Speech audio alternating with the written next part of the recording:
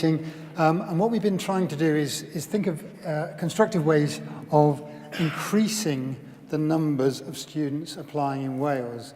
And this is the problem. And it's data that was provided by UCAS every year. And you can see the trend over the last few years has been downwards in terms of application numbers. You can ignore the two greens, the ones we're interested in, the four home nations. Wales has in fact plateaued between 16 and 17 and grown, but not quite as much as some other areas. Northern Ireland continues to go over a cliff in terms of application numbers. And so what we're having to deal with is a trend of increasingly fewer applicants, although this year has bucked the trend a little bit, and that's probably because of the announcement in the UK of 500 extra places in med schools this year. So that's the problem. And if you look at it in terms of, let's try that one. There we go. Oops. What have I done now? Okay, thank you. The bit that gives you a blank screen. Ah, right. Technology. That's better. Don't touch that one. Don't touch that one. Okay.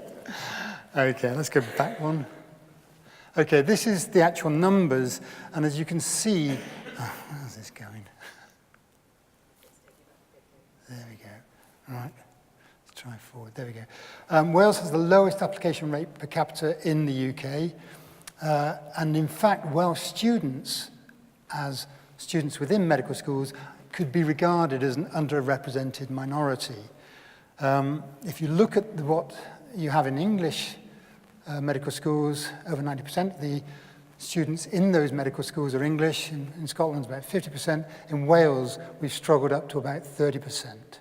So this is a real concern, particularly if you're then trying to recruit from that data, from that sector. Let's see if I can get this to work without. Thanks, Sally. Okay, so this is the application round this current year, and this is fairly hot off the press because we've just finished the interview cycle for Cardiff. And we had about 2,500 applicants for about 310 places. And of those, 284 were what we describe as Welsh domiciled, and we only define those as people who have a postcode in Wales, from only the 582 applicants from throughout Wales to medical school. So from that number, we were delighted that we actually interviewed 204 of those Welsh domiciled students. And this is the data from last year. I can't reveal the data because the communication is only just going out in the next few days to students as to whether they've been successful or otherwise. But this was the data from last year. We interviewed 213 and 130 we offered, and 88 came to Cardiff. Now, you would say, well, what about Swansea? Well, Swansea obviously is a postgraduate medical school, and therefore they have a slightly different problem. What we're also delighted about is the number of students that are actually taking up scholarships with the Coleg Cymraeg as a way of increasing Welsh language activity within the course. Okay, the university have a number of widening participation schemes, and this is one of them. It's called the Step Up scheme, and it's been operational for some years. But the problem is that, as Claire's already pointed out, is how do you identify the students or the pupils that you want to attract in these widening participation exercises. The data is quite compelling when you look at what Claire provided in terms of the, if you like, overrepresentation of independent schooled applicants to medicine. So it's an important thing.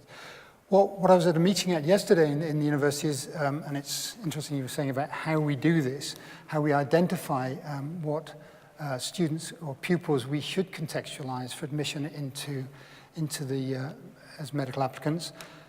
There is now something called Polar 4, which looks at participation in neighborhoods. There is measures of socioeconomic disadvantage.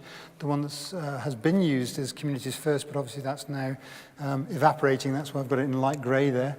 And there is so-called individual adversity, and that's really basically kids that are in care. They're now looking at new data sets, and these are some that we're getting from UCAS.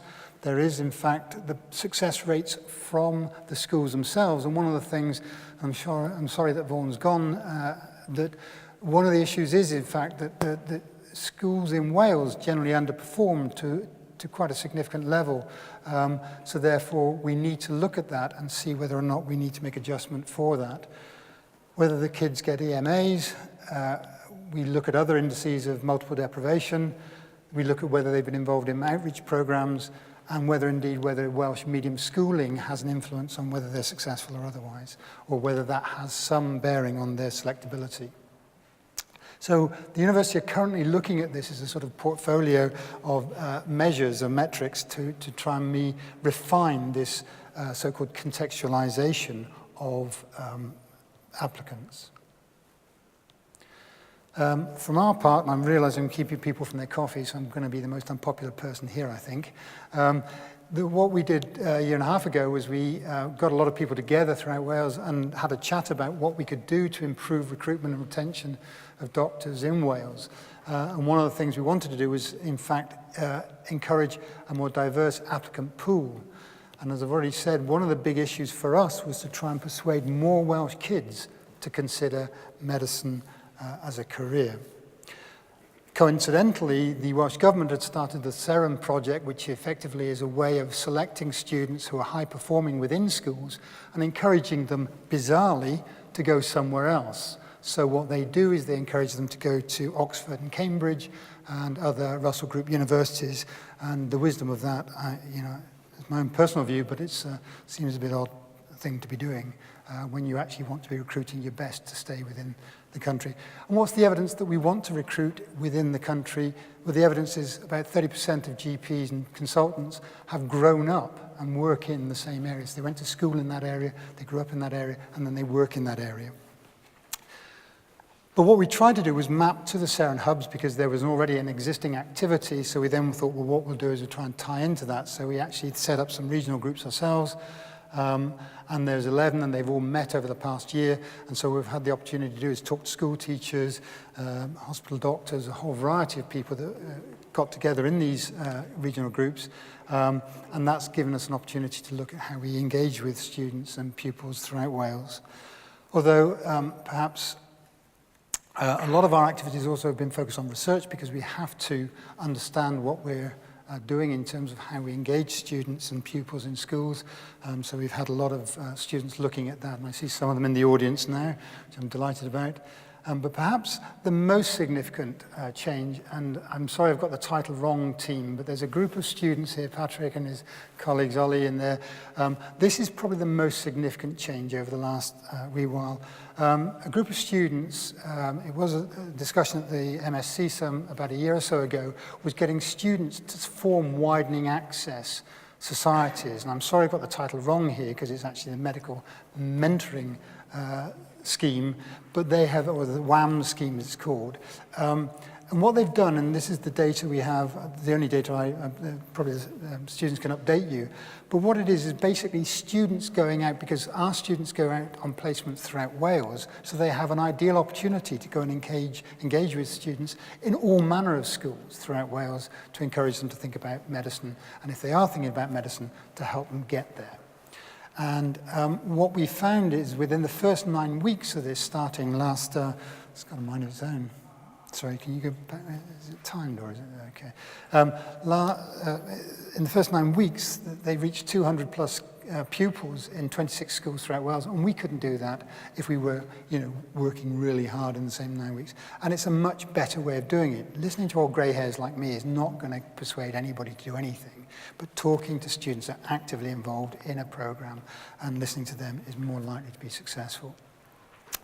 And then finally, one of the other things that we have been involved with Welsh Government, and Elena Chamberlain was here earlier, who was instrumental as part of a task and finish group that's been looking at widening participation group, is a general practice scheme where, in fact, general practitioners have taken kids from a variety of backgrounds, mostly deprived backgrounds, and given them the opportunity in the summer to join them and work with them. And I had the pleasure of meeting some of these pupils last a wee while ago in Newport as they finished the programme, and it was amazing how much difference it had made.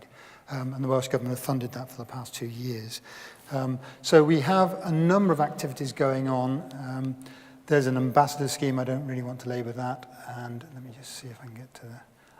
Okay, this is probably the last thing I want to say. One of the things I've always had an issue with about widening access is the thing that no one really ever talks about. And it's great that you say, well, I can get a kid in from this type of background, this sort of deprived area, whatever. But the evidence is that the thing that hinders them most is the cost of going through medical school. You know, fees are not it. You know, so Welsh Government got their way of dealing with fees, but it's the cost of living. It's keeping body and soul together. I had an occasion the other day when somebody said, oh, there's this course running for medical students. It's only going to cost 40 quid. I know one student in our course for whom £40 is a king's ransom. And the point that I'm trying to get to is that whatever widening access or widening participation schemes you come up with, A, you don't want to stigmatize the people that you're pulling in by asking them, did you have free school meals when you were a kid at school? And secondly, you want to make sure that they can actually sustain themselves through the 5 or 6 years of the medical course. I think that's me, so it's coffee now. Thank you.